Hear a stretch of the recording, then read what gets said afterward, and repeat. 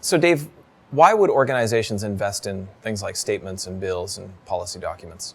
Well, first off, they're functional documents, so it's got to work. And if you've got a mess and you're delivering information to a customer, asking them to pay a bill or to care about their investments, if the information isn't laid out clearly and clearly understandable, it's not useful. But the most important reason to think about that document is North Americans spend at least 3 minutes with bills and statements. That's 3 minutes every month or every quarter. And if you think about that as an appointment that your organization has with every single one of its customers, if you're not thinking about it, if you're not investing in taking the most advantage out of that communication, you're missing a huge opportunity. So when you're talking about personalizing documents and making them more useful to the reader, that clearly presupposes that the organization has a lot of good, high-quality data. And many organizations tell us that that's the one thing they don't have. What do you say to them? Do they need to get their data house in order before they come talk to us? There's always room for improvement, but no organization is happy with the data they've got. But let's face it, these are bills and statement.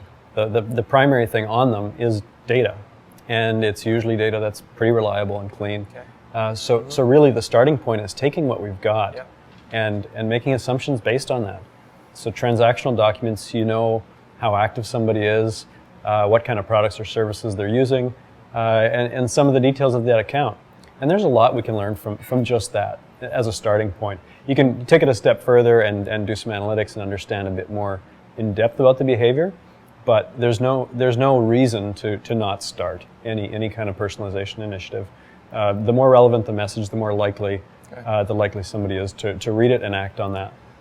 So many of these documents are created in a highly regulated environment, and the requirements of these documents are designed to fulfill regulatory obligations that organizations have with respect to their customers or with respect to an external regulator. In a lot of cases, it's tempting for an organization just to make sure it's got the bases covered and just leave it at that. Make sure it gets a passing grade, but don't rock the apple cart. Isn't that good enough? When the regulators come to visit, that's probably the only time acceptable or satisfactory is a good answer. I come back to the fact that their customers are spending 3 to 5 minutes with these documents every month or every quarter, and I'm not sure acceptable and satisfactory is the way to make the best use of that appointment with your customers. You need to take advantage of that, and I think that's enough of a justification to do something with it.